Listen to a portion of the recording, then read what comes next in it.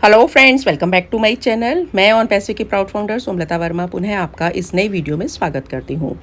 जी हाँ दोस्तों, इस वीडियो का जो कंटेंट है, जो टॉपिक्स को मैं इंक्लूड करने वाली हूँ, वो मैं पहले आपको बता देती हूँ कि इस वीडियो में आपको अगर कोई अपडेट के बारे में अगर आप चाहते हैं कि अपडेट सुनने को मिलेगा तो रियली आप शुरू में ही स्किप करके वीडियो को जा सकते हैं। अपडेट नहीं है इसमें, लेकिन कुछ ऐसी इन्फॉर्मेशंस मैं आप सभी के साथ साझा करने वाली हूँ जो कि आज के करंट सिनेरियो को देखते हुए हमारे लिए जानना, समझना और उसको एग्जीक्यूट करना अपनी लाइफ में बेहद ज़रूरी है। जी हाँ दोस्तों, हम एक उम्मीद के साथ ऑन पैसिव में आज से कभी भी, जबकि आपकी ज्वाइनिंग थी, मुझे आज अब 5वां साल लगने वाला है ऑन पैसिव की जर्नी में, तो नो डाउट एक बहुत ही स्ट्रॉन्ग एंड बहुत ही एक ह्यूज प्रोजेक्ट है हमारा ऑन पैसिव, जहाँ के हमने फाउंडरशिप ली और हम यहाँ पर जुड़े हुए हैं। बहुत लंबा वेट हम लोगों ने कर लिया है इस जेन्युइन प्रोजेक्ट के साथ, क्योंकि ये जेन्युइन है, क्योंकि ये हमारे ड्रीम्स को पूरा करने वाला है। नो डाउट हम बहुत कॉन्फिडेंट हैं, बहुत ही स्ट्रांग हैं अपने डिसीजन से, तभी यहाँ पर 14 लाख लोगों का एक समुदाय इतने लंबे समय तक लगातार बना हुआ है। जी हाँ दोस्तों, बिल्कुल सक्सेस के लिए हम आए हैं, पूरा समर्पण के साथ आए हैं। नए नए ग्लिचेस जो टाइम टू टाइम हमें जो दिया जाता है, एक डेट्स जो दी जाती हैं, और वो तय सीमा पर जो चीज़ें नहीं होती, कहावत है कि सब्र का फल मीठा होता है, लेकिन ये भी बहुत मतलब एक कहावत ये भी है कि वक्त जो है ना, किसी का इंतज़ार नहीं करता। बिल्कुल मेन यहाँ पर एक छोटी सी बात मैं बताना चाहूँगी कि सब्र और इंतज़ार यानी वेटिंग एंड जो पेशेंस है, उसमें ज़मीन आसमान का फ़र्क है। हम दोनों को कई बार ना मिला देते हैं। सब्र में क्या होता है कि कोई समय सीमा नहीं निर्धारित होती, लेकिन सब्र जो है आपको तब तक सब्र आपको बांधे रखता है जब तक कि वो चीज़ आपको नहीं मिल जाती। लेकिन इंतज़ार, जी हाँ दोस्तों, इंतज़ार में एक निश्चित समय होता है कि कितनी देर तक आप वेट करेंगे, कितनी देर तक, यानी कि जब आपका काम पूरा हो जाएगा वो चीज़ आपको मिल जाएगी जो कि आपने सोचा था, तो इंतज़ार ख़त्म। लेकिन सब्र तो जब तक आपको चीज़ नहीं मिल जाती तो आपको मतलब कोई समय सीमा नहीं होती है। तो वही ऑन पैसे कम्युनिटी में है कि इंतज़ार नहीं है, यहाँ पर सब्र है। सब्र का इतना बेइंतहा इम्तहान, इतना लंबा प्रोसेस आई थिंक हमने किसी भी सिस्टम पर नहीं देखा। बिल्कुल आप सहमत होंगे इस बात से। तो अधीरता का बांध जो है अभी बिल्कुल टूट चुका है।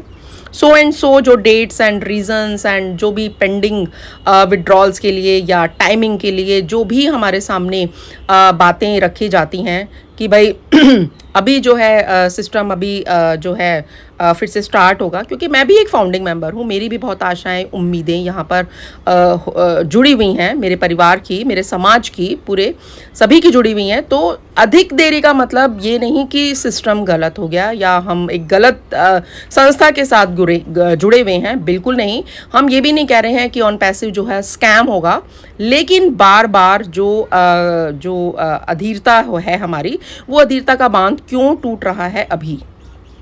जी हाँ दोस्तों, ये बात सोचने की है। इसमें सभी के व्यूज़ जो हैं वो अलग हो सकते हैं, क्योंकि एंड टाइम पर, एंड मोमेंट पर आप एक टाइमिंग या एक चीज़ को बता दिया जाता है, लेकिन वो टाइमिंग जैसे ही आता है तो एक नई चीज़, एक नए एक्सक्यूज़ के साथ, एक नई प्लानिंग के साथ हमारे सामने आ जाती है और हम समझ नहीं पाते कि आगे क्या करना होगा। सो अनगिनत रीजंस हम इतने सालों से हम सुन ही रहे हैं।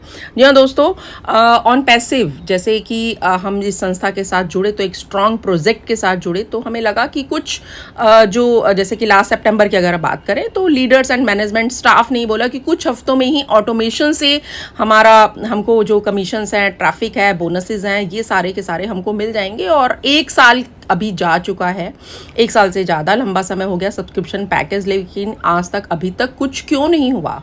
क्यों हम हर बार कमिटमेंट में फेल क्यों होते हैं? हम घर और समाज में झूठे साबित हर बार ही क्यों होते हैं? आखिर क्या वजह है? तो अनगिनत बार ऐसा बोला गया है, टाइमलाइन हमेशा फेल हो जाती है। और कोई भी जो बिज़नेस है या कोई भी हम काम करते हैं, कोई भी जो रिश्ता है, हमारे घर के रिश्ते हैं, हमारी दोस्ती का रिश्ता है, वो सब हमारी ज़ुबान से चलता है। अगर ज़बान पर अगर आप फेल हो गए तो आपका फेस वैल्यू, आपका जो रिश्ता है, जो भी आपका बिजनेस है, वो आपको चलने नहीं देता, उसमें आपको सक्सेस नहीं मिलती। तो भरोसा टूटता है, मुंह छिपाना पड़ता है आपको उस बिज़नेस से, आपको अपने उस रिश्तेदार से, आपको अपने उस सगे संबंधी से, जहाँ पर कि आपने आशा दिखाई लेकिन वो आशा टूट गई और अभी आज की डेट में हम खाली हाथ बैठे हुए हैं, ठन ठन गोपाल होकर। या दोस्तों ये और फिर हम बार बार ये बोलें कि भाई ये टेक्नोलॉजी है, देरी तो होती है, चीज़ें बहुत बड़ी हो रही हैं, ऐसा होता है वैसा होता है, तो सब चीज़ ओके है, लेकिन आखिर कब तक? सभी का भरोसा टूटता है। कोई भी व्यक्ति या कोई बिजनेस कितना भी जेन्युइन हो, लेकिन भरोसा विश्वास से ही चलता है, भरोसे से ही दुनिया चलती है, भरोसे से ही बिजनेस चलता है, भरोसे से ही कोई भी रिश्ता चलता है। तो एक जेन्युइन प्रोजेक्ट जो ऑन पैसिव के साथ हम जुड़े, तो हम किसी भी फेक पर्सन के साथ नहीं जुड़े, हम किसी भी फेक लीडर के साथ नहीं जुड़े, हम किसी भी फेक सीईओ के साथ नहीं जुड़े। तो हमारी गुस्सा, नाराजगी, शंकाएं सभी जो हमारी आती हैं, वो एक टाइमलाइन की वजह से आती हैं कि भाई ऑन पैसिव आखिर भाई स्टार्ट कब होगा, कब कितने चैलेंजेस आएंगे, ऑन पैसिव में ही चैलेंजेस आ रहे हैं क्या, बाकी सिस्टम में तो नहीं आते हैं इतना। मतलब सिस्टम एक बार हाथ खड़े कर देता है, लीडर्स हाथ खड़े कर देते हैं, लेकिन यहाँ तो भाई स्थिति जो है, कम्युनिटी डावाडोल रहे, उलझते चले जा रहे हैं, लेकिन हमारी समझ से बाहर है। तो दोस्तों यहाँ पर ऑन पैसिव की जो एक टाइमलाइन की जो बात हमेशा हम बोलते हैं कि एक टाइमलाइन, एक रोड मैप जो हमेशा देना चाहिए। मैंने आज से करीबन मार्च में, आई थिंक मैंने जो लास्ट वीडियो बनाई थी फरवरी या मार्च में, उसमें मैंने ये कहा था कि हमारा क्वेश्चन पूछने का, अगर हमने किसी कंपनी में, किसी संस्था में अगर हम इन्वेस्ट करके यहाँ पर जुड़े हैं, तो कब आखिर उसका हमें प्रॉफिट आएगा, कब हमें कमीशन आएगा, कब विड्रॉल आएगा, ये हमारा पूछने का मौलिक अधिकार है। जी दोस्तों, ये हमारा पूछने का अधिकार है। अगर हम पूछ रहे हैं तो इसका मतलब ये नहीं कि हम नेगेटिव हो गए, हम पूछ रहे हैं क्योंकि यहाँ पर आशा और उम्मीद हमारे साथ, हमारे बैकएंड में भी बहुत लोगों की हमसे जुड़ी हैं। जी दोस्तों, यहाँ पर अगर ऑन पैसिव कम्युनिटी की परेशानियों को बताया जाए तो बहुत लंबा सिलसिला हो जाएगा। एक छोटा सा एग्जांपल देती हूँ। बहुत सी महिलाएं जो हैं यहाँ पर हमारे साथ कम्युनिटी में जुड़ी हुई हैं, और वो महिलाएं जो हैं वो इस उम्मीद में जुड़ी कि वो अपने बच्चों का भविष्य सही कर लेंगी, या अपने पति की नज़र में अपना मान सम्मान जो वो खो चुकी हैं किसी दूसरे प्लेटफॉर्म पर काम करके, या अपने आप को प्रूफ करने की जो उनकी लालसा थी, तो वो गलत नहीं है। औरत को हमेशा एक कमज़ोर माना जाता है, कमज़ोर होने की घर में हीन समझा जाता है अगर वो कमाती नहीं है। ऑन पैसिव में घर बैठे ऑटोमेशन से अगर उसने ठाना कि भाई यहाँ से यहाँ मुझे ऐसा आएगा वैसा आएगा, और लीडर्स जो जैसे कि वेबिनार्स में बोला जाता था, और वो सारी चीज़ें उसके मन में इतना मोटिवेशन पैदा कर गई कि वो लेडी जो है वो घर में चीख के चिल्ला के अपने बच्चों के समक्ष, अपने पति के समक्ष, समाज के समक्ष बोलने लगी कि भाई ये सब चीज़ें होंगी मेरी लाइफ में, अब तो मैं भी सर उठा के जीऊँगी, मेरा भी आत्मसम्मान रहेगा आगे लाइफ में। लेकिन आज उसका आत्मसम्मान की धज्जियां उड़ चुकी हैं। जी दोस्तों, तो वो आखिर एक महिला की बात नहीं है, ये ऑलमोस्ट, कोई ना बताना चाहे अपना नाम वो अलग बात है, लेकिन मेरी अनगिनत महिलाओं से बात होती है, अनगिनत पुरुषों से भी होती है। पुरुष भी अपनी घर में जो अपनी छवि को धूमिल होते हुए देख रहे हैं, वो अक्सर अपनी बातों को साझा करते हैं। नो डाउट घर में बर्तन होता है तो खटकता ही है, और घर घर की कहानी एक ही होती है, क्योंकि ह्यूमन माइंड, ह्यूमन टेंडेंसी एक ही होती है।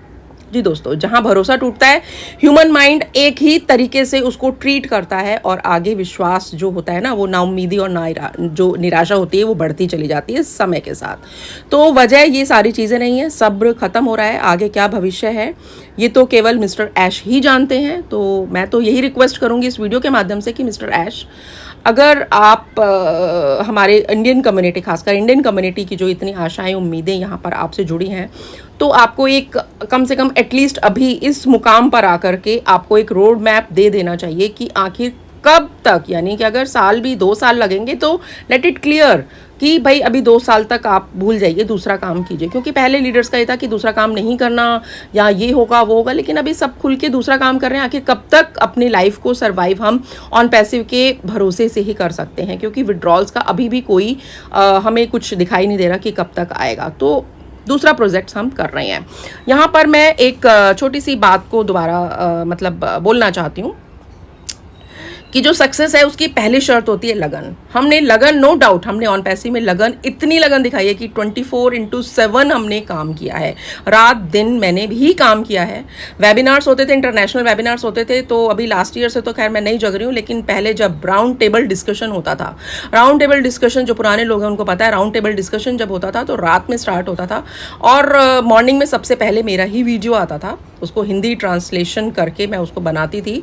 घर में मुझे बहुत ही जो भी रहा, मतलब घर का माहौल भी मेरा बहुत नेगेटिव हो जाता था, क्योंकि मॉर्निंग में मैं अपना वीडियो बनाने के उसमें मैं घर के उत्तरदायित्व को नकार के मैं अपने काम में लगी हूँ, तो उससे मेरे रिश्ते भी बहुत उलझते चले गए हैं। खैर वो एक अलग बात है। तो जो लगन के साथ मैंने अपना ऑन पैसिव में किया, काम किया, तो जो एक सक्सेस की पहली शर्त है लगन, उसमें हम सब खरे उतरे हैं। तो यहाँ पर मैं अब इस मुकाम पर आज की डेट में यहाँ पर ये बोला चाहूँगी कि हमने इंसानों से तो बहुत कुछ सीखा है। हम अपने आसपास के वातावरण से भी सीख सकते हैं। मैंने लास्ट वीडियो में बोला, हम हर इंसान जो है अपने आसपास के वातावरण से, जीव जंतुओं से भी बहुत कुछ सीख सकते हैं। प्रकृति की हर संरचना से हम बहुत कुछ सीख सकते हैं। क्यों पर मैं एक छोटा सा एक एग्जांपल देना चाहूँगी, जो कि मैं कल पढ़ रही थी एक बाज के बारे में। कुदरत का गेम है कि बाज जो होता है ना, वो हमें ऑन पैसिव के जो फाउंडर्स हैं ना, मैं कहती हूँ बाज की तरह बनो।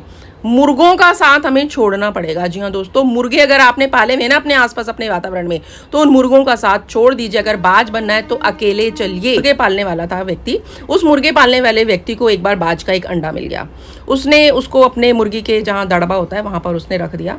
अब जो मुर्गी का जो अंडा था वो भी मुर्गी के अंडों में ही बाज का अंडा भी वो जो मिक्स हो गया, तो बाज भी जब उसमें से बाज निकला तो वो मुर्गों में ही पलने लगा और खुद को वो मुर्गा ही समझने लगा। अब मुर्गे जो होते हैं वो सभी को पता है कि छोटी दूरी तक उड़ पाते हैं, तो ऐसे ही बाज भी खुद को समझने लगा कि छोटी दूरी तक ही उड़ना है। एक दिन उस बाज ने आसमान में एक बड़े पक्षी को उड़ते हुए देखा, बाज को ही उसने उड़ते हुए देखा, तो वो बहुत इंप्रेस हुआ कि अरे ये इतना ऊपर कैसे उड़ रहा है, मैं तो यहाँ तक उड़ नहीं पाता।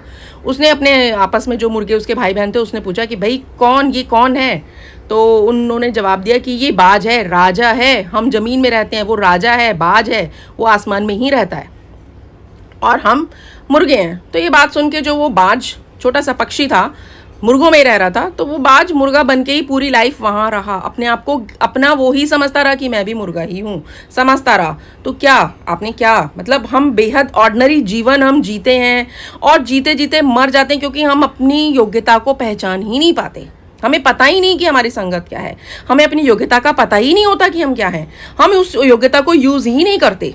मैं कहूँगी कि आप अगर आपको अपनी जानना है ना कि क्या क्या करना है, तो मैं कहूँगी कब्रिस्तान जाइए। कब्रिस्तान सबसे अमीर जगह है जहाँ पर सबकी आशाएं सपने आपको मिलेंगे, क्योंकि वो कभी पूरे ही नहीं हुए, कहानियाँ लिखी ही नहीं गई उन लोगों की, गीत गाए ही नहीं गए। कितने गीतकार कितने कहानीकार वहाँ पर हैं, एक्सपेरिमेंट्स करे ही नहीं गए, क्योंकि उन्हें मौका ही नहीं मिला, उनको योग्यता ही नहीं मिली। तो वो शख्स कोई उठ ही नहीं पाता जो अपने आप को ही कमज़ोर समझता है।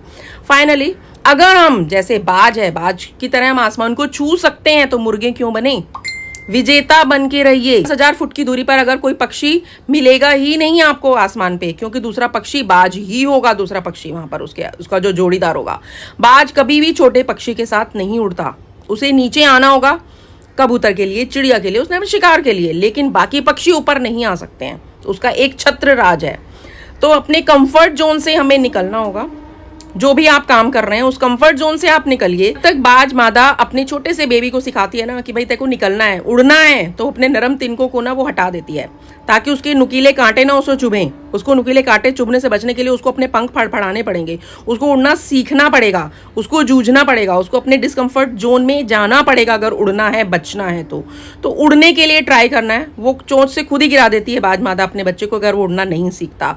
वो उड़ता है, गिरता पड़ता सीखता है, लहूलुहान होता है, लेकिन माँ उस पर तरस नहीं खाती, वो बहुत ही क्रूर बन जाती है। लेकिन उसे पता है कि उड़ना है, सर्वाइव करना है, तो उड़ना पड़ेगा, क्योंकि दूसरे जानवर अगर नीचे रहेगा तो दूसरे जानवर खा जाएंगे। तो यहाँ पर दिल दहला देने वाली एक बात को मैं और शेयर करना चाहूँगी कि जब वो बूढ़ा कमज़ोर बाज जो होता है, जब वो बिल्कुल अपने नाखून और चोंच उसकी बेकार हो जाती है और उसके पंख जो हैं ताकतहीन हो जाते हैं, तो वो और ऊंचे पहाड़ पे चला जाता है। वो नीति को स्वीकार नहीं करता कि मुझे नीचे आना है, नहीं, वो नीति को बदलने के लिए और ऊपर जाता है और अपनी टूटी हुई जो चोंच होती है उसको फिर से हिम्मत से, अपनी ताकत से, अपनी टूटी हुई चोंच से एक एक पंख को निकाल फेंकता है, नाखून को नोच के फेंक देता है, अपने आप को लहूलुहान कर देता है और लास्ट तक टिकता है, बिल्कुल विहीन होकर के, पंख विहीन, नाखून विहीन होकर के वो छिपकर वहीं पहाड़ पर बैठ जाता है, लहूलुहान अवस्था में बैठता है, लेकिन उफ नहीं करता, नीचे नहीं आता, वक्त का वेट करता है। जबकि उसके नए पंख आएंगे, नई चोंच आएगी, नुकीले उसकी सब चोंच आएगी, उस टाइम का वो वेट करता है। और फिर वही बात, जब नए पंख नई चोंच के साथ जब वो उड़ता है तो बाज फिर उड़ता ही है, नीचे नहीं उड़ता, उसको नीचे उड़ना गवारा ही नहीं है। तो इसी तरीके से ना मैं आपको कहूँगी कि ज़िंदगी में कभी भी ऊंचे अगर आप ख्वाब देखे हैं आपने, अक्सर आपने सोचा होगा ना कि अब हम थक गए, अब हम कमज़ोर हो गए, यहाँ नहीं हो रहा, वो नहीं हो रहा, तो हम क्या करें, निराश हो गए। नहीं दोस्तों, यही वक्त है कि आप अपनी कमियों को, आप अपनी आदतों को, आप अपनी कमज़ोरियों को बिल्कुल नोच के फेंक दे, जैसे कि एक बाज अपने दोबारा से अपने आप को, नीति को स्वीकार ना करते हुए फिर से मेहनत करके अपने को वहीं उड़ते हुए देखना चाहता है। तो वो सारी अपनी कमज़ोरियों को हमें अपने आप से दूर करना पड़ेगा, फेंकना पड़ेगा।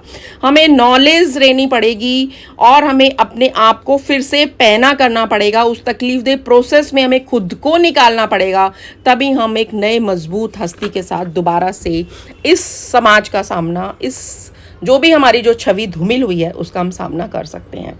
तो कहने का तात्पर्य ये है कि गुण जो होते हैं ना वो हर इंसान में होते हैं। परेशानियां हर किसी की लाइफ में आती हैं, लेकिन उन परिस्थितियों से हमें घबराना नहीं है, परिस्थितियों से परेशान नहीं होना। अगर आपको एक ऑप्शन में आपका सब्र टूट रहा है, इम्तहान नहीं दे पा रहे हैं आप, तो आपके लिए दूसरा मौका, दूसरा और भी ऑप्शंस हैं। लाइफ ख़त्म मत कीजिए, आप दूसरे ऑप्शन को देखिए, अपनी लायबिलिटीज़ को देखिए, अपनी रिस्पॉन्सिबिलिटीज़ को देखिए। क्योंकि जो हमें ये जो हमारा जो ये चोला हमें ईश्वर ने दिया है मानवता का, मानव बनने का, तो उस मानवता के गुण को पहचानिए और अपने आप को हर नीति में स्वीकार करते हुए दूसरे किसी अवसर को ढूंढिए और अपने आप को प्रूफ करने के लिए ढाल दीजिए। केवल समर्पण और मेहनत करने से ही सब कुछ हासिल होता है। लक्ष्य कभी भी छोटा और बड़ा नहीं होता। वक्त अच्छा और बुरा हमारे ऊपर है, हम उसे कैसे बनाएं। तो इस वीडियो में मैं बस इतना ही कहना चाहूँगी। ये वीडियो आपको कैसा लगा, आप कमेंट सेक्शन में जाके आप मुझे अपनी कमेंट दे सकते हैं, बता सकते हैं।